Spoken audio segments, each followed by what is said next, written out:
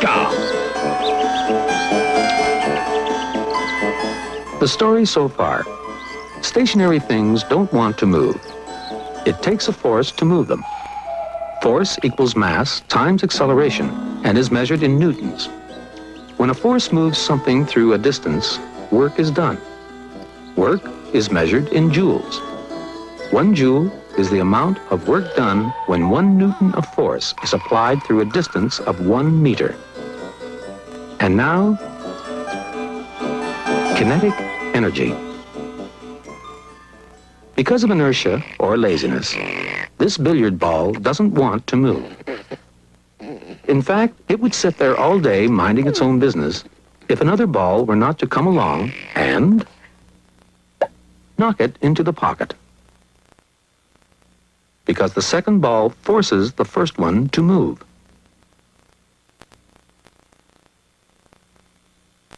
Whenever you have a force acting through a distance, you know that some work has been done. Fine. But where did this work come from? The second billiard ball, naturally. But what's so special about this ball that enables it to push the other one around? They both have the same mass, don't they? And they're both being pulled down to Earth by exactly the same force of gravity. So what did the second ball have that the first ball didn't? Movement. It was moving and the other one wasn't. And when you have both mass and speed, you have the ability to do work. You can use your movement to get other things to move. In a sense, you have work in you.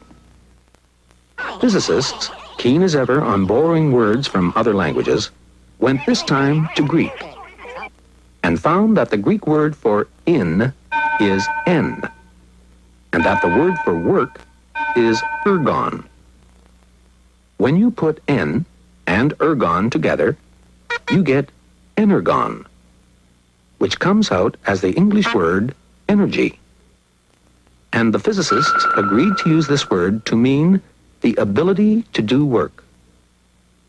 So the moving billiard ball had energy. The origin of this energy was, of course, the billiard player, whose arm had work in it, or energy, because of its movement. This energy was transferred to the cue when the arm made the cue move, which in turn transferred the energy to the billiard ball by making it move, and hit the other ball, forcing it to move into the billiard table pocket. In each case, a number of joules of work were done. Arm moving cue, cue moving ball, ball moving ball.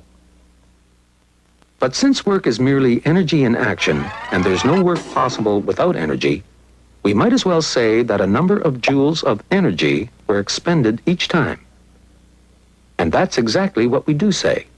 Both work and energy are measured in joules. Think of joules being transferred from an energy box to a work box, and then to a force times distance box. Joules of energy are spent not only by billiard players, but by hockey players and soccer players, carpenters and ditch diggers. And all the energy to do all this work is only made possible by movement. So that they wouldn't forget this, the physicists went once again to their Greek dictionaries and found that the Greek for movement is kinema, a word that film producers have also borrowed to mean moving pictures or cinema. But the physicists decided to keep the K and to call the energy of movement kinetic energy.